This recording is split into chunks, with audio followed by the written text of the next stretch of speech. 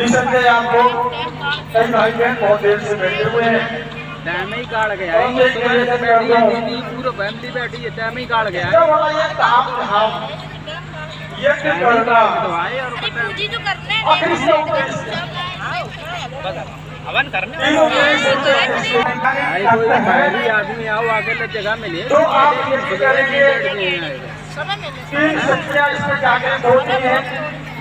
तीन पदार्थों को सूक्ष्मीकृत करके हमारे कितने लोग बैठे हुए हैं इनके मस्तिष्क से इस समय जो की किरणें निकलती है, विज्ञान की बात करता हूँ।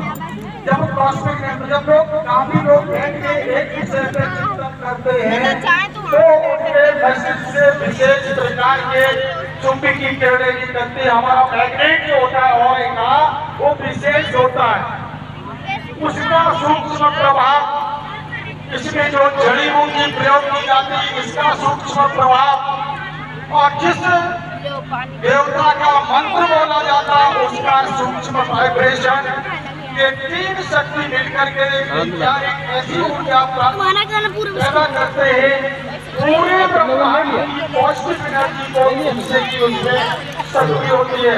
ये वैज्ञानिक दूसरा समाज सुधार का, समाज जब बहुत बुरी तरह बिगड़ने लगती है तो जिम्मेदारी होती है आप सब लोगों की जो जागृत है।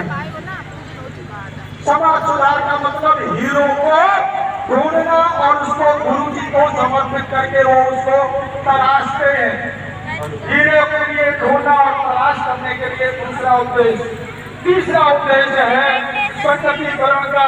जब कभी समाज में अधर्म फैले तो संगठीकरण हो, ये तीन उद्देश्य पूरे होते हैं।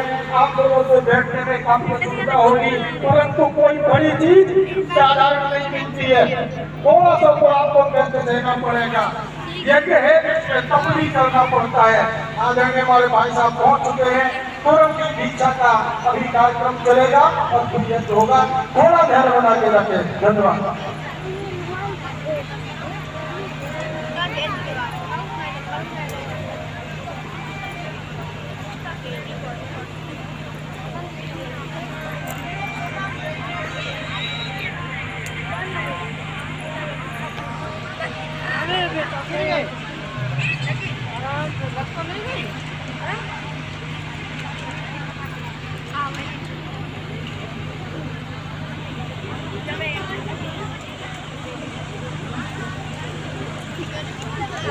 माता गायत्री की परम गुरुदेव की। आज आपसे यहाँ कार्यक्रम थोड़ा ज्यादा हेक्टिक था। गायत्री माता की प्राण प्रतिष्ठा है और 10 देव शक्तियों की प्रतिष्ठा हुई है। कानपुर बाबू जी का वहाँ पर प्राण प्रतिष्ठा का कार्यक्रम था। अब कोई चले फिरे नहीं, सभी बैठ जाए। परेशान तो नहीं हो रहे हैं, उत्साह तो नहीं रहे हैं। जल्दी जल्दी हवन कराइए, पंडित जी छुट्टी मिल जाए, आराम से बात करते हैं, कोई बात बताते हैं। सभी बैठ जाए। अब कोई चले फिरे नहीं, सभी बैठ जाए अपने अपने स्थान में। कोई ना चले फिरे, कृपया बैठ जाइए, पूरा एकदम बैठ जाइए शांति। कोई खड़े ना रहे। माता जी भी सुन रही है फिर भी खड़ी है, बैठ जाओ।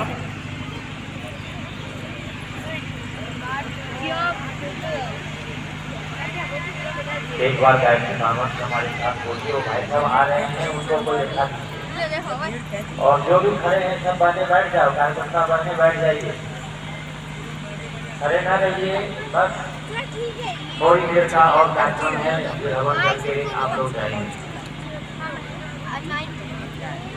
शांति बनाए रखें, बातचीत ना करें। गायत्री मंत्र के साथ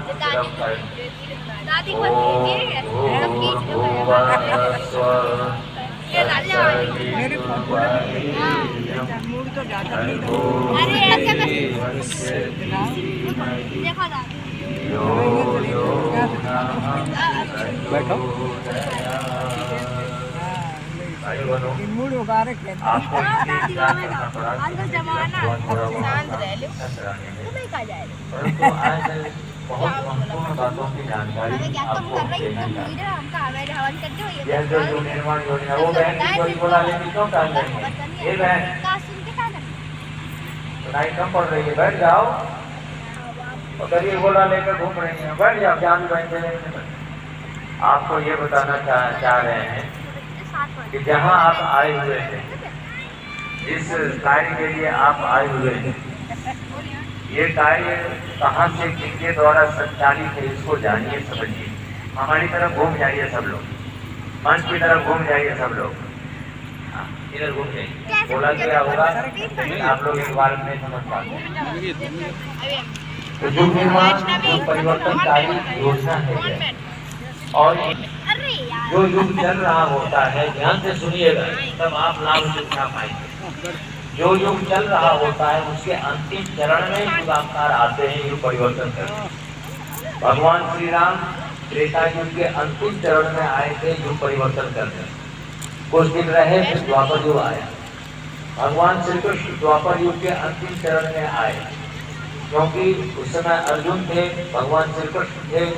अर्जुन का पुत्र अभिमन्यु महाभारत युद्ध में मारा गया। उसी समय अभिमन्यु की पत्नी उत्तरा के जल में राजा परीक्षित बन रहा था। तो राजा परीक्षित के कालखंड में ही कलयुग आ गया था। तो द्वापर युग के अंतिम चरण में भगवान श्री कृष्ण आए। उसके बाद उन्होंने युग परिवर्तन किया और कुछ दिन द्वापर युग रहा राजा परीक्षित के काल में, और फिर कलयुग प्रवेश कर दिया। अभी कलयुग का अंतिम चरण चल रहा है, और हर युग परिवर्तन के समय अंतिम चरण में युगावतार आते हैं, युग परिवर्तनकारी सत्ता आते हैं धरती पर, जो युग परिवर्तन का नेतृत्व संभालते हैं। तो जैसे त्रेता युग में युग परिवर्तनकारी सत्ता बनकर के राम जी आते हैं, जैसे द्वापर युग में युग परिवर्तनकारी सत्ता बनकर के श्री कृष्ण जी आते हैं, उसी प्रकार कलयुग में युग परिवर्तनकारी सत्ता बनकर के माँ गायत्री आते हैं। ये कहाँ लिखा है साहब? ये इस युग के युगावतार युग ऋषि परम गुरुदेव ने अपने प्रज्ञा पुराण में लिखा है कि हर कलयुग में माँ गायत्री का अवतरण होता है। शाम को कथा है, आपको इसको और विस्तार से बताएंगे, अभी केवल संक्षिप्त जानकारी आपको देना चाहते हैं। तो प्रत्येक कलयुग में गायत्री माता क्यों आती है? गायत्री माता का अवतार क्यों होता है युग परिवर्तन के लिए? युग परिवर्तनकारी शक्ति बनकर गायत्री माता क्यों आती है? इसलिए आती है कि कलयुग में कलयुग का प्रभाव होता है, और कलयुग का प्रभाव ये होता है कि कलयुग में अपने प्रभाव से कलिकाल लोगों की बुद्धि को बिगाड़ता है। क्योंकि कलयुग इसी तरह से प्रवेश किया था। राजा परीक्षित जब शिकार पर निकले तो उन्होंने कलयुग को देखा, गाय बछड़े की विदाई कर रहा था। राजा परीक्षित ने कलयुग को डांट लगाई कि दुष्ट, तुम गाय बछड़े को क्यों कष्ट दे रहा है? हमारे यहाँ तो गौ माता की पूजा करते हैं, तो गौ माता को परेशान कर रहा है, कष्ट दे रहा है, गौ की हत्या करता है, तो कौन है? उसने कहा महाराज मैं कलयुग हूँ। तो राजा परीक्षित ने कहा कि तुम निकल जा मेरे साम्राज्य। तो कलयुग ने कहा कि महाराज मैं कहाँ जाऊँ, पूरी पृथ्वी पर तो आपका साम्राज्य है और अब मेरा समय आ गया है, अब मुझे तो जगह देना पड़ेगा इस धरती पर। तो राजा परीक्षित ने 4 स्थान दिया कलयुग को, यूतम, पानम, स्त्रियासुरा। जहाँ लोग जुआ खेलते हो, जहाँ मदिरापान करते हो, जहाँ व्यभिचार करते हो, जहाँ भ्रष्टाचार करते हो, तो वहाँ रहे। कलयुग गिड़गिड़ाने लग गया, अरे महाराज ये तो चारों बहुत गंदी जगह है, गलत जगह है, एक अच्छी जगह दे दो। उसने कहा कि ठीक है तुम सोने में वास करो, स्वर्ण दे दिया, तुम स्वर्ण में वास करो। और राजा परीक्षित स्वर्ण का मुकुट पहना हुआ था। जो ही उन्होंने कलयुग से कहा तुम स्वर्ण में वास करो, राजा परीक्षित के स्वर्ण मुकुट में कलयुग प्रवेश कर दिया। अब देखो कलयुग जब हावी होता है तो क्या करता है? कलयुग जो ही प्रवेश किया जो ही राजा परीक्षित की बुद्धि भ्रमित हो गई। एक ऋषि थे समीप नाम के, समाधि में बैठे हुए थे। राजा परीक्षित ने उनसे कुछ प्रश्न पूछा, लेकिन वो समाधि में थे। समाधि की अवस्था होती है जो बिल्कुल व्यक्ति आप में केंद्रित हो जाते हैं, आप मस्त हो जाते हैं, बाहर की कोई आवाज हलचल उन्हें सुनाई समझ नहीं आती है, नब्ज़ें बढ़ती है। तो वो जो कि समाधि में थे कुछ जवाब नहीं दे पाए।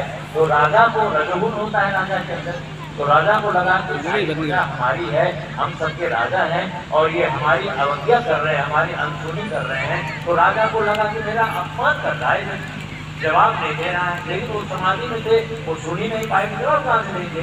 तो राजा परीक्षित ने वहीं पर एक सांप मरा हुआ था, अपने बाण की नोक से उठाया और ऋषि सभी के गले में मरा हुआ सांप लपेट